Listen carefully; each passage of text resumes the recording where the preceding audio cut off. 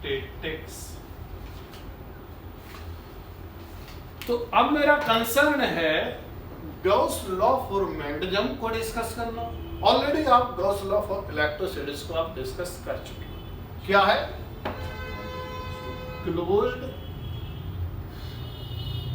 E vector dot ds vector is equal to q in upon epsilon है। कहने का मतलब है कि ds क्या है? गॉसियन सरफेस का एरिया, इमेजिनरी क्लोज्ड सरफेस, और उसके अंदर q in नेट चार्ज है, जिसकी वजह से नेट फ्लक्स दे रहा है इस इमेजिनरी क्लोज्ड सरफेस को। लेकिन जो आउटसाइड है उस क्लोज्ड सरफेस के, जो चार पार्टिकल्स आउटसाइड है, नेट चार्ज जो आउटसाइड है, उसके द्वारा फ्लक्स तो है लेकिन नेट फ्लक्स जीरो है। इसलिए इस वाले केस में नेट फ्लक्स आ रहा है इनसाइड वाले की वजह से, बट आउटसाइड की वजह से जीरो आ रहा है। इसलिए यहां पे क्यू आउटसाइड नहीं है, क्यू इनसाइड की वजह से नेट फ्लक्स है। किसमें? इमेजिनरी क्लोज्ड सरफेस में। ठीक है, जहां पर इलेक्ट्रिक फील्ड इंटेंसिटी हमें निकाल ली। ठीक है, और वहां पर जहां पर हम इलेक्ट्रिक फील्ड इंटेंसिटी निकाल रहे हैं वो क्लोज्ड सरफेस पे आ रहा है, और उसके अंदर और बाहर सभी चार पार्टिकल की वजह से नेट फील्ड इंटेंसिटी है। तो आप कहोगे कि क्यू इन क्यों है? क्योंकि क्यू इन अंदर जो चार पार्टिकल्स है उसकी वजह से नेट फ्लक्स है, लेकिन आउटसाइड की वजह से नेट फ्लक्स जीरो है। Net flux zero, flux zero नहीं है, नेट फ्लक्स जीरो। इसलिए यहां पर ऐसा है। लेकिन जबकि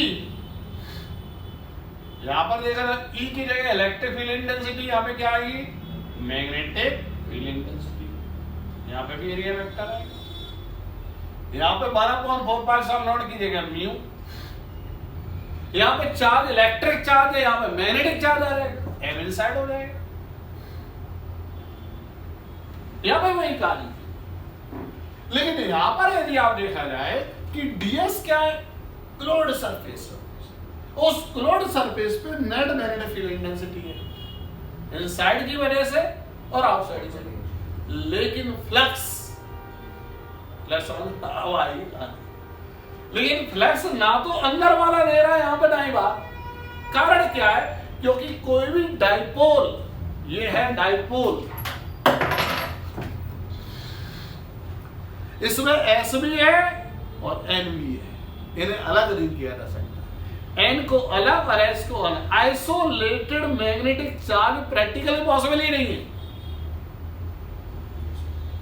तो अंदर भी होगा वो डाइपोल होगा, और डाइपोल होगा तो उसके द्वारा नेट फ्लक्स जीरो हो जाएगा। राइट? यहां पे क्या हो रहा है कि यहां पर आइसोलेटेड इलेक्ट्रिक चार्ज पॉसिबल है। राइट? इसकी वजह से अंदर जो क्लोज्ड सरफेस के अंदर चार पार्टिकल, उनकी वजह से नेट फ्लक्स कंसीडर हो जाएगा, और आउटसाइड की वजह से जितना नेट फ्लक्स पॉजिटिव है उतना ही नेगेटिव है। जितनी लाइन्स ऑफ फोर्स अंदर जाएगी क्लोज्ड सरफेस उतनी बाहर आ जाएगी। इसलिए नेट फ्लक्स यहां पर जीरो आउटसाइड की वजह से, इनसाइड की वजह से है, इसलिए क्यू आ गया। नहीं, यहां पर क्या है? नेट फ्लक्स नहीं होगा क्योंकि डाइपोल होगा, क्योंकि आइसोलेटेड पॉजिटिव वैलेंस चार्ज और नेगेटिव वैलेंस चार्ज पॉसिबल नहीं है। हमेशा वो डाइपोल के फॉर्म में होंगे, तो एल और एस को अलग नहीं कर सकते। इसलिए ये जब किसी क्लोज्ड सरफेस के अंदर होगा तो नेट फ्लक्स यहां पर जीरो होगा। इसलिए प्लस एम और माइनस एम क्या हो गया? जीरो।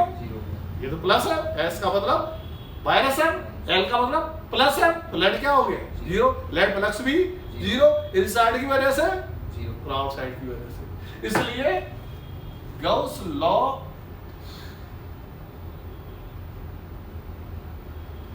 जीरो हो जाए। समझ में आ गया कि नहीं? कारण क्लियर हो गया?